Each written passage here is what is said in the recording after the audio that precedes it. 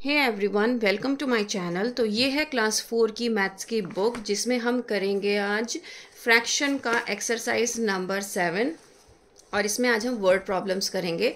A balloon seller sells 1/3 of his balloons in the morning, he sells another 2/3 in the evening, what fraction of the balloon did he sell in total. तो एक balloon वाले ने 1/3 balloon जो थे morning में बेचे, 2/3 उसने evening में बेचे। अब हमें ये बताना है उसने टोटल कितने बलून बेचे। ठीक है, तो हम क्या करेंगे, हम इसको किस तरीके से लिखेंगे सबसे पहले तो हम ये देख लेते हैं। ठीक है, so balloon sales in the morning, morning में कितने बलून सेल हुए 1/3। Balloon sales in the evening कितने हुए 2/3। नाउ अब हमें क्या निकालना है कि टोटल बलून कितने सोल्ड आउट हुए हैं। सो टोटल बलून सोल्ड क्या करेंगे, हम इन दोनों को ऐड कर देंगे 1/3 प्लस 2/3, क्योंकि ये क्या है लाइक फ्रैक्शन है। जब लाइक फ्रैक्शन होता है तो हम 3 जो है वो अब यहाँ पे सिंगल 3 लिख लेंगे और न्यूमरेटर को यहाँ पर ऐड कर लेंगे। तो 1 + 2 कितना हो गया 3, और ये नीचे डिनोमिनेटर में कितना है 3। अब 3 जो है 3 के टेबल में आता है, तो 3 × 1 = 3, 3 × 1 = 3। तो इसका मतलब उसने कितने बलून बेचे पूरे दिन में, एक बलून बेचा। ठीक है, नेक्स्ट क्वेश्चन है, Kanya completed 1/5 of a coloring book on Monday and 4/5 of the coloring book on Tuesday। अब कान्या ने 1/5 तो कलरिंग बुक मंडे में कलर कर ली पूरी, और 4/5 उसने ट्यूसडे में कलर कर ली। अब आपको ये बताना है कि क्या उसने 2 दिन में पूरी बुक कंप्लीट कर ली। तो हम इसकी सेंटेंस कैसे लिखेंगे, कान्या completed colouring book on Monday, कितना था उसका 1/5। कान्या completed colouring book on Tuesday, तो वो कितना था 4/5। तो मैं 4/5 यहाँ लिख रही हूँ। अब हमें बताना है कि उसने कंप्लीट की या नहीं की बुक। तो हम क्या करेंगे, इन दोनों को ऐड करेंगे, तभी तो हम बता पाएंगे कि उसने पूरे बुक जो है वो कंप्लीट कर ली है या नहीं। तो यहाँ पर ये लाइक फ्रैक्शन है, जब सेम होता है तो उसको हम लाइक फ्रैक्शन कहते हैं।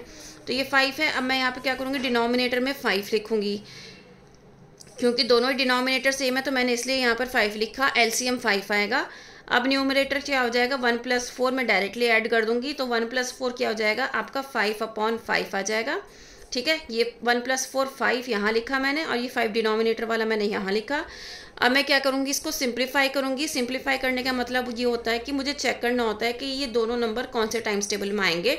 एक ही टाइम्स टेबल में दोनों नंबर आने चाहिए, तो दोनों ही नंबर 5 के टाइम्स टेबल में आएंगे। तो 5 × 1 = 5, 5 × 1 = 5, तो मेरा आंसर हो गया 1, कि उसने हाँ वो जो है वो उसने बुक कंप्लीट कर ली। 1 आंसर आने का मतलब है कि yes she completed the book.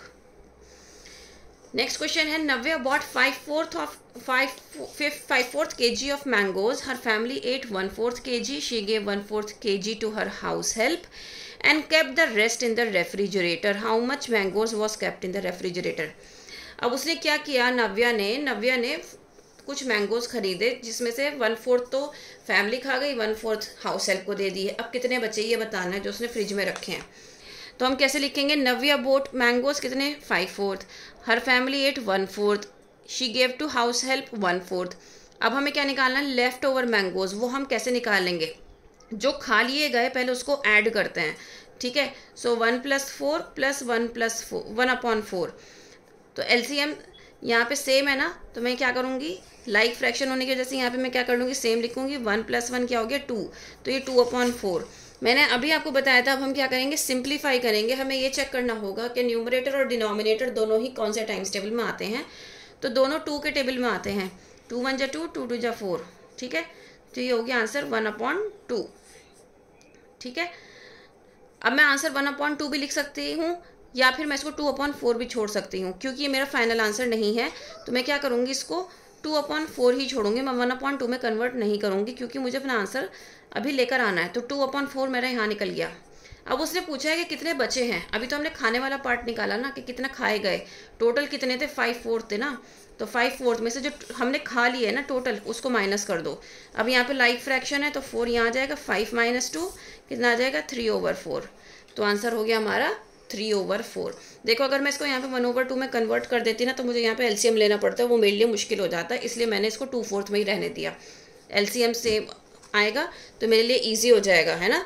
जब डिनोमिनेटर सेम होते हैं तो हमें एलसीएम नहीं लेना पड़ता, डायरेक्ट लिख लेते हैं, और न्यूमरेटर लिख के हम डायरेक्ट कर लेते हैं।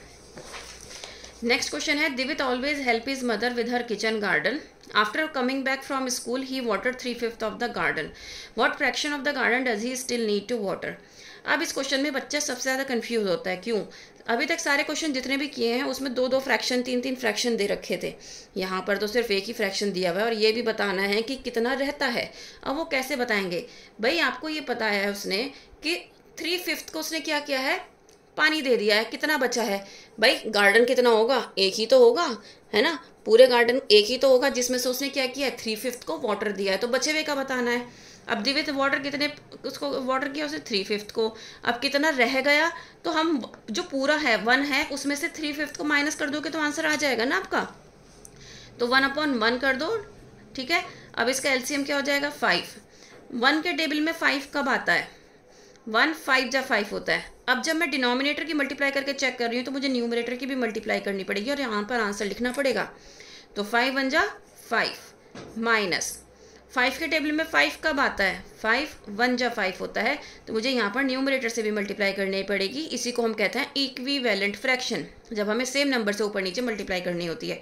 तो 3 1 जा 3. अब क्या हो गया? 5 - 3 2/5. ये क्या हो गया? मेरा आंसर हो गया. मतलब इतना गार्डन अभी बचा है वाटर देने के लिए. तो उम्मीद करती हूँ कि ये सारे प्रॉब्लम सम्स जो हैं ये आपको समझ में आए होंगे, सारे स्टोरी सम्स आपको समझ में आए होंगे. अगर अच्छी तरह से समझ में आए हैं तो please like share and subscribe. That's all. Thank you.